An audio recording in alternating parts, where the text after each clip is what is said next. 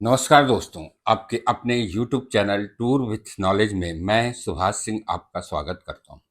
आज हम एक प्रसिद्ध राजनीतिक और कूटनीतिक चाणक्य के बारे में जानेंगे। हमारे समाज में जब कभी भी चाणक्य का नाम लिया जाता है तो यह मान लिया जाता है कि अब किसी कुटिल, धूर्त, चतुर व्यक्ति की बात होगी।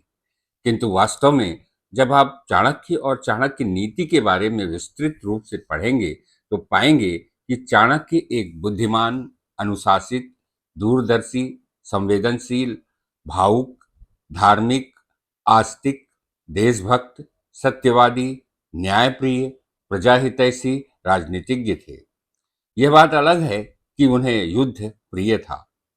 चाणक्य की नीतियों का एकमात्र उद्देश्य था राष्ट्र एवं प्रजाहित में कूटनीतिक प्रयास करना और राष्ट्र को सर्वशक्तिमान बनाना, राजा को प्रजाहितैषी बनाना तथा चाणक्य का मानना था कि राज्य के शत्रुओं को हर तरह से कमजोर कर कुचलने का प्रयास किया जाना चाहिए, चाहे वे राज्य के बाहर हों अथवा राज्य के भीतर हो। मनुष्य को भी अपने जीवन में सतर्क रहते हुए अपने शत्रुओं के दमन के लिए हर तरह की नीति को अपनाना चाहिए, चाहे वो नीति या रास्ता सही हो अथवा गलत हो, उचित हो अथवा अनुचित हो, नैतिक हो अथवा अनैतिक हो। हमारा उद्देश्य होना चाहिए सफलता प्राप्त करना।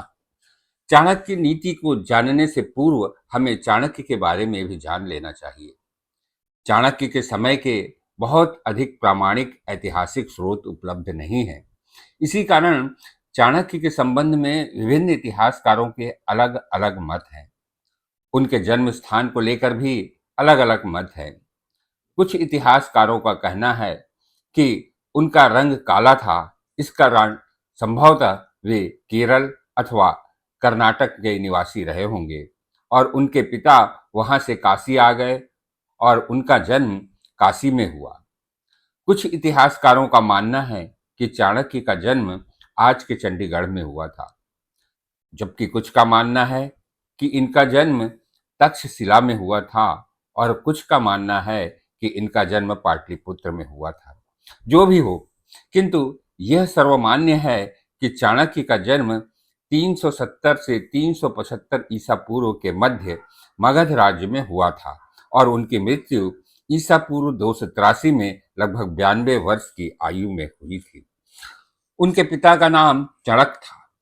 चाणक्य एक काले कुरूप ब्राह्मण थे जिनका जन्म दांतों के साथ हुआ था। चाणक्य को कौटिल्य एवं विष्णुगुप्त के नाम से भी जाना जाता है। चाणक्य ने जिन ग्रंथों की रचना की उनका संदर्भ राज्य के प्रशासन व्यवस्था से था, किंतु कुछ नीतियां ऐसी भी थी जिनका अनुसरण करके हम आज के समाज में स्वयं एवं अपने परिवारजनों को सतर्क कर सकते हैं। चाणक्य के पिता मगध राज्य, जिसमें आज का बिहार, झारखंड और कुछ हिस्सा उत्तर प्रदेश एवं बंगाल का आता है, कि राजा धनानंद के सलाहकार थे। उनकी सलाह राजा धनानंद को पसंद नहीं आई और उनकी हत्या करवा दी गई। पिता की हत्या के बाद चाणक्य को भागना पड़ा और वे भागकर तक्षशिला विश्वविद्यालय गए। तक्षशिला, जो आज के पाकिस्तान में रावलपिंडी जिले का एक तहसील है, वहां पहुंचे। वहां उन्होंने राजनीति की शिक्षा प्राप्त की। तक्षशिला से शिक्षा प्राप्त कर वे पुनः मगध आए और धनानंद को राजा के कर्तव्य, राज्य की कमियों से अवगत कराकर प्रजाहितकारी शासन चलाने की सलाह दी। धनानंद एक अहंकारी राजा था। उसे यह बात बिल्कुल अच्छी नहीं लगी कि एक साधारण सा ब्राह्मण शिक्षक उसे निर्देशित करे और उसे शासन चलाने का तरीका सिखाए। उसने चाणक्य को अपमानित किया। इससे क्रोधित होकर चाणक्य ने यह प्रण किया कि वह एक न एक दिन धनानंद को गद्दी से हटाकर ही रहेंगे। आखिरकार एक दिन चाणक्य ने अपनी बुद्धि, कौशल और कूटनीति से धनानंद को गद्दी से हटाकर एक साधारण से बालक चंद्रगुप्त मौर्य को मगध का सम्राट बना दिया। दोस्तों, यदि आपको यहाँ तक की जानकारी अच्छी लगी हो तो चैनल को सब्सक्राइब और लाइक करते हुए शेयर अवश्य करिएगा। चाणक्य के अखंड भारत के सपने को साकार करने में चंद्रगुप्त मौर्य ने महत्वपूर्ण भूमिका निभाई एवं तत्कालीन भारत के 16 प्रांतों को एक कर दिया। चाणक्य चंद्रगुप्त मौर्य के प्रधानमंत्री थे।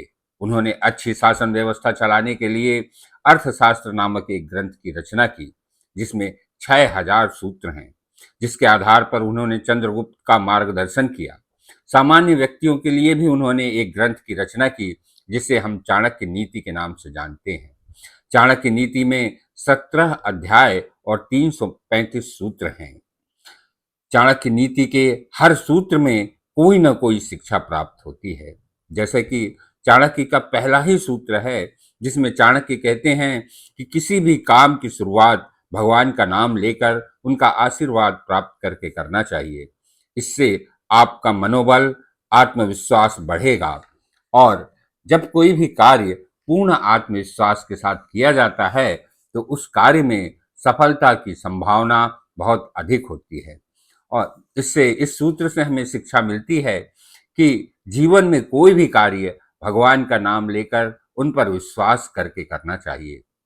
चाणक्य अपनी नीति के बारे में कहते हैं कि उनकी नीतियों का उद्देश्य मनुष्य को पाप, पुण्य, धर्म, अधर्म, कर्तव्य, अकर्तव्य के प्रति सजग करना है, जिससे कि मनुष्य अपने विभिन्न उद्देश्यों में सफलता प्राप्त कर सके। चाणक्य कहते हैं कि उन्होंने बहुत से गुप्त रहस्यों के बारे में भी जानकारी देने की कोशिश की है, जिसका अध्ययन करके मनुष्य निश्चित ही अपने जीवन में सफल होगा।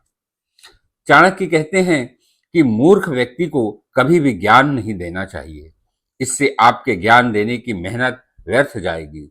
इसी तरह दुष्ट अथवा चरित्रहीन स्त्रियों से भी दूर रहना चाहिए, अन्यथा वो कभी भी आपको बदनाम करके ब्लैकमेल कर सकती हैं। दुखी व्यक्तियों के साथ भी नहीं रहना चाहिए, क्योंकि वह आपको भी दुखी कर देगा और आपको भी सुख से नहीं रहने देगा। इस सूत्र से हमें शिक्षा मिलती है कि मूर्ख मनुष्य, दुष्ट स्त्री और दुखी आदमी से दूरी बनाकर रखना चाहिए। चाणक्य कहते हैं कि कटु वचन बोलने वाली महिला, क्योंकि स्त्री का स्वभाव मृदु एवं मधुर वचन बोलने वाला होता है, इस कारण ऐसी महिलाओं से दूर रहना चाहिए। साथ ही कपटपूर्ण व्यवहार करने वाले मित्र और मालिक की बात न मानकर अपने हिसाब से काम करने वाले नौकर से भी आदमी को सतर्क रहना चाहिए। जैसे कि आपके अधीनस्थ कोई कर्मचारी आपकी बात न माने और अपने हिसाब से काम करे, तो ऐसा व्यक्ति आपको धोखा दे सकता है। इस सूत्र से हमें शिक्षा मिलती है कि कोई भी व्यक्ति अपनी प्रवृत्ति के प्रतिकूल व्यवहार करता है तो हमें सतर्क रहने की आवश्यकता है।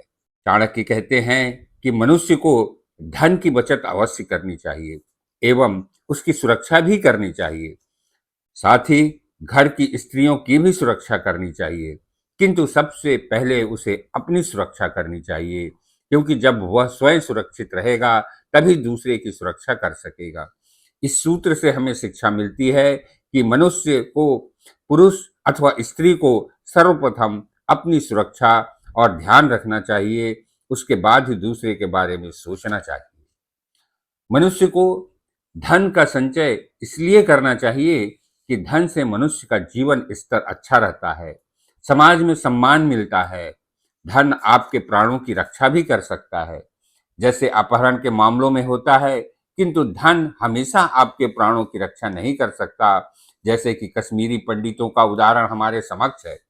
इस सूत्र से शिक्षा मिलती है कि धन बहुत कुछ है, किंतु सब कुछ नहीं है। चाणक्य कहते हैं कि मनुष्य को उस स्थान पर नहीं रहना चाहिए, न जाना चाहिए, जहां पर उसका सम्मान न हो, जहां पर रोजगार और शिक्षा प्राप्त करने का कोई साधन न हो, जहां पर कोई ऐसा व्यक्ति न हो जिससे आपके विचार मिलते हों। यदि गलती से भी आप ऐसे स्थान पर रह रहे हैं तो तुरंत उस स्थान का त्याग कर दीजिए। इस सूत्र से हमें शिक्षा मिलती है कि जहां पर न भोजन, न ज्ञान, न सम्मान, न अपनापन हो, वहां पर कभी नहीं जाना चाहिए। मनुष्य को कहाँ रहना चाहिए, कहाँ नहीं, इस संबंध में चाणक्य बताते हैं कि जहां पर कोई बुद्धिमान व्यक्ति ना हो, जहां का कानून अथवा राजा, राज्य प्रमुख पक्षपात करता हो, जहां पर कोई धनी व्यक्ति ना हो, जहां पर पानी की समस्या हो, जहां पर कोई अच्छा चिकित्सक ना हो, ऐसे स्थान पर कभी नहीं रहना चाहिए। इस सूत्र से हमें शिक्षा मिलती है कि जहां शिक्षा, स्वास्थ्य, न्याय, जल, धन का अभाव हो वहां कभी नहीं रहना चाहिए। जो लोग लोक परलोक भगवान की शक्ति को नहीं मानते, न ही धर्म के प्रति आस्था रखते हैं, जो लोग न ही दान देने और न ही किसी की भलाई करने में विश्वास करते हों, ऐसे लोगों के साथ भी नहीं रहना चाहिए। इस सूत्र से हमें शिक्षा मिलती है कि नास्तिक और अधर्मी लोगों के साथ कभी नहीं रहना चाहिए। चाणक्य कहते हैं कि आपके नौकर की परीक्षा अधिक काम के समय होती है, तो दूसरी ओर आपके मित्र की परीक्षा आपके संकट में होने पर होती है। आपके रिश्तेदारों की परीक्षा आपकी बीमारी अथवा मृत्यु के समय होती है, किंतु आपकी पत्नी की परीक्षा आपके गरीबी के दिनों में होती है। इससे हमें शिक्षा मिलती है कि हर संबंध की परीक्षा विपरीत परिस्थिति में ही होती है। इस तरह मनुष्य का सच्चा मित्र, तैसी रिश्तेदार वही व्यक्ति है जो आपकी बीमारी, गरीबी, शत्रु के आक्रमण करने पर लगातार आपके साथ खड़ा रहे। ऐसा नहीं कि केवल चेहरा दिखाए और भाग जाए, जो आपकी मृत्यु हो जाने पर भी आपको शमशान तक पहुंचाने के लिए उपस्थित रहे। इससे शिक्षा मिलती है कि सही मायने में आपका मित्र, रिश्तेदार वही व्यक्ति है जो आपके सुख दुख में साथ खड़ा रहे। कार्य करने के तरीके के बारे में चाणक्य कहते हैं कि मनुष्य को सर्वप्रथम उस कार्य को करना चाहिए जिसमें सफलता की संभावना सबसे अधिक हो। उसके बाद ही अनिश्चित सफलता वाले कार्यों को करना चाहिए। यदि दोनों कार्यों को एक साथ करने की कोशिश की जाएगी तो किसी में भी सफलता प्राप्त नहीं होगी। इसलिए ही बच्चों को यह कहा जाता है कि परीक्षा में सबसे पहले सरल प्रश्नों को हल करना चाहिए। इससे हमें शिक्षा मिलती है कि पहले एक जगह सफलता प्राप्त करें, उसके बाद ही दूसरी जगह प्रयास करें। विवाह के संदर्भ में चाणक्य कहते हैं कि विवाह के समय स्त्री या पुरुष की सुंदरता को महत्व नहीं देना चाहिए, बल्कि उसके संस्कार एवं गुणों को महत्व देना चाहिए, क्योंकि सुंदरता के प्रति आकर्षण क्षणिक होती है और सुंदरता स्थायी भी नहीं होती। संस्कारी स्त्री से उत्पन्न संतान गुणवान और संस्कारी होगी। इस सूत्र से शिक्षा मिलती है कि क्षणिक आकर्षण अथवा आनंद के पीछे नहीं भागना चाहिए। चाणक्य कहते हैं कि तीखे एवं बड़े नाखून वाले पशु, बड़े सींग वाले जानवर, पहाड़ी नदियां, बड़े घरों की महिलाएं, कोई हथियार रखा हुआ व्यक्ति, शासन प्रशासन से संबंधित व्यक्ति से सतर्क रहना चाहिए। इससे शिक्षा मिलती है कि असामान्यता से हमेशा सतर्क रहना चाहिए। चाणक्य कहते हैं, यदि ज्ञान अथवा मूल्यवान चीजों को प्राप्त करने के लिए खराब या बुरे रास्ते को भी अपनाना पड़ता है तो संकोच नहीं करना चाहिए।